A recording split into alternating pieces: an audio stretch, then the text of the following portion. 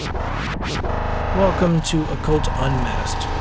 I'm John Razimus. In this episode, we are going to be discussing Eyes Wide Shut. Throughout this movie by Stanley Kubrick, chaos magic can be seen. I believe Kubrick was trying to show us what these secret cabals that practice these occult rituals are into, chaos magic. And it goes deeper than that. I thank you for watching. Eyes Wide Shut. Stanley Kubrick left us with this movie.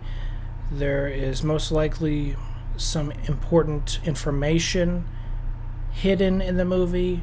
Many people have tried to find it. That infidelity, relationship, romantic drama, blah blah blah, yada yada yada, that's a smokescreen.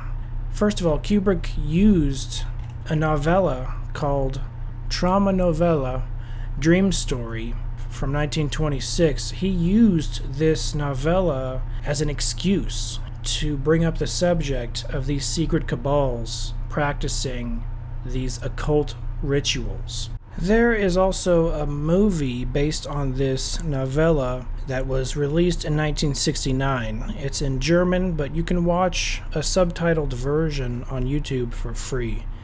I looked through it, and there are differences, like the password is Denmark instead of Fidelio, and obviously there's not the same amount of nudity, and it's definitely interesting to look at the parallels, and most definitely Kubrick might have been directly inspired by this movie.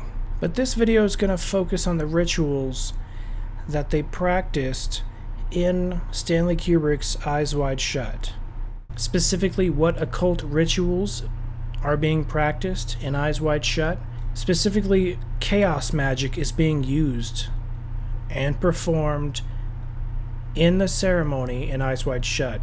Chaos magic involves the purposeful blaspheming of a religious artifact, image, ceremony, purposefully reversing it, inverting it for blasphemous reasons.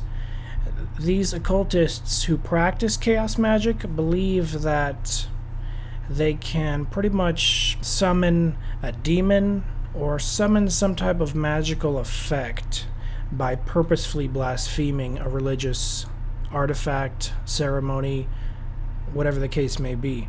In Eyes Wide Shut, the most obvious chaos magic involves the Hindu Bhagavad Gita verse that was taken out. During the original release in theaters, one of the orgy scene songs had a repeated scripture from the Bhagavad Gita. The name of the song was called Migrations.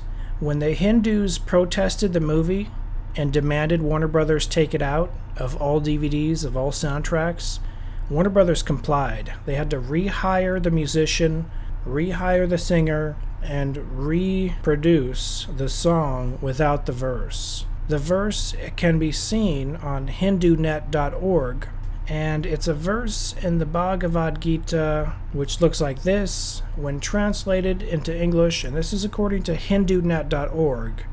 The official translation is, whenever there is a decline of Dharma and the rise of Adharma, O Jaran, then I, Sri Krishna, manifest or incarnate myself. I incarnate from time to time for protecting the good, for transforming the wicked, and for establishing Dharma. I believe Stanley Kubrick purposefully chose this verse in the Bhagavad Gita because it directly related to his reasons for the movie.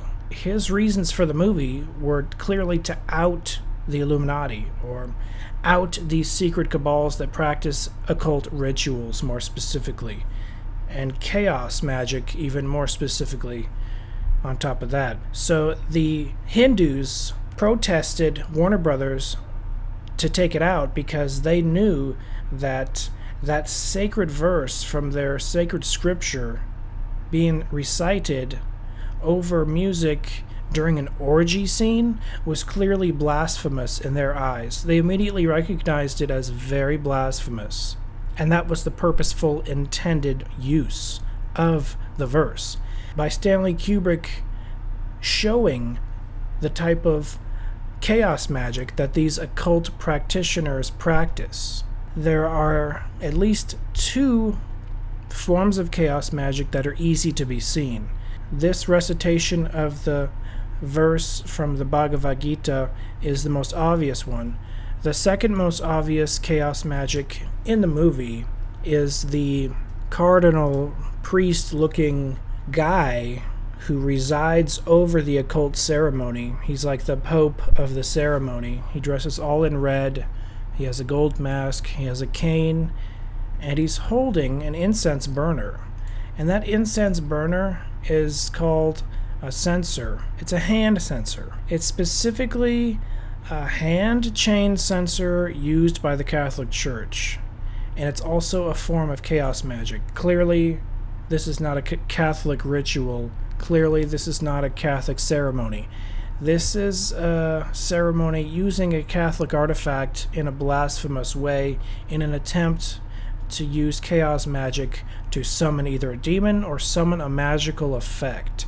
On top of that, the music is a sacred Hindu scripture being played over the orgy scene, and some might claim Kubrick was practicing chaos magic just by introducing it, but I believe he was trying to expose these occult Kabbalists who do use chaos magic in real life. And because he was trying to expose them, I wouldn't claim Kubrick was part of someone purposefully practicing chaos magic. Let's go over this Bhagavad Gita verse again. Whenever there is a decline of Dharma, and Dharma is specifically cosmic law and order. It's like a perfect balance of cosmic law and order in the universe.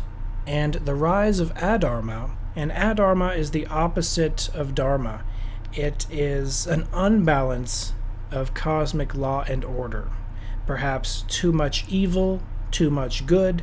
There has to be a perfect balance of all things. O Arjun. Now, I looked up Arjun to see who Arjun was. And on Arjun's Wikipedia page, he is a character in the Bhagavad Gita, and he is at war. And this is what it says on Wikipedia concerning Arjun.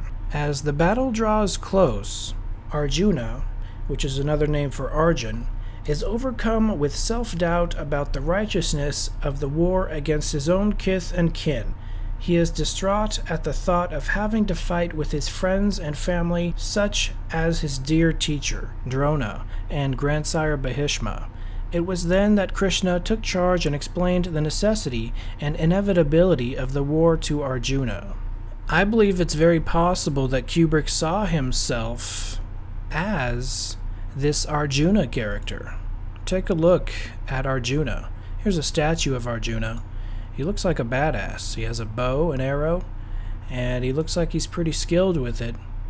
Here is a depiction of Arjuna in the middle of maybe what he sees as an Eyes Wide Shut type party, and bam, his peers, his teachers, perhaps this is Hollywood. Perhaps this group of people represents Hollywood, and Kubrick is outing them, exposing them for what they are. And just take a look at Arjuna, the badass. I mean, he can shoot someone's head off with one arrow. And then while he shoots that person's head off with one arrow, he'll shoot it a second time for target practice. Now that's pretty badass. So perhaps Kubrick's arrow was Eyes Wide Shut.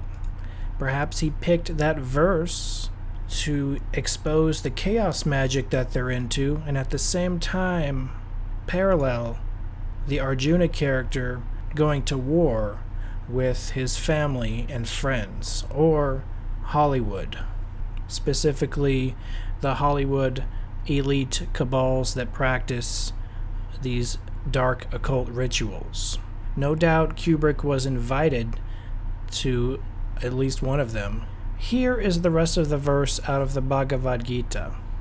I incarnate from time to time for protecting the good, for transforming the wicked, and for establishing Dharma. That's pretty straightforward, that he comes back from time to time, like Neo from the Matrix, to balance that which is being unbalanced, and for transforming the wicked to good, or destroying them, or outing them, or exposing them, and for establishing Dharma, returning the law and order of the universe, that cosmic balance, back to where it should be.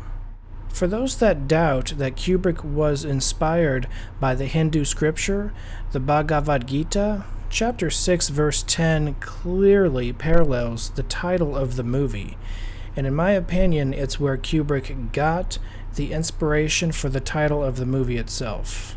This is the verse. Once someone asked, "Why is it said that the eyes should be half open and half shut?" I said, "The answer is easy. If you shut the eyes completely, you fall asleep. If you keep them fully open, they turn on all sides and prevent concentration." What that verse is talking about is the stance that your eyes will take during a meditation. The Buddha is a good example of this. When the Buddha meditated, his eyes were neither fully closed nor fully open. They were eyes wide shut, if you will. He could see both the physical world and still concentrate and see perhaps the ascended spiritual worlds above. In this way, perhaps Kubrick is saying that upon meditation, he came to this conclusion that he needed to make this film and release it.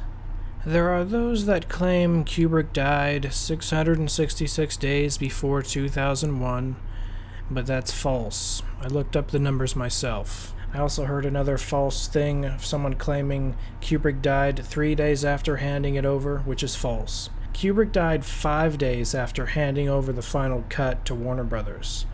Or should I say, probably 6 days, as the pre-screening took place 5 days before his death. There's a good chance he handed it over before Nicole Kidman and Tom Cruise and the Warner Brothers co-CEOs Bob Daly and Terry Semel were there at the screening. So Kubrick died possibly a week after handing over or mailing a copy or having a courier hand deliver the final cut to Warner Brothers. I'm gonna investigate this and talk about this in a future episode. There is a source that claims that there's a cut scene from Eyes Wide Shut, and I believe I can get in contact with this source. On top of that, Alex Jones claims there are 28 minutes cut from Eyes Wide Shut, or whatever exact minutes he gives, and I did a search for that, and it came up the most conspiracy garbage tabloid websites on the internet. And when the top tabloid conspiracy sites come up, that's where Alex Jones got that information. Or perhaps that's where Vivian Kubrick got that information and then gave it to Alex Jones, and Alex Jones repeats it as if it's a fact. Now, I believe Vivian Kubrick knows a lot, and I definitely want to know her take on this, but what she told Alex, she told in confidence, and he has yet to reveal any extreme details. But I'm going to continue to research this, and until then, I thank you for watching. This has been John Razimus with Occult Unmasked. Be seeing you.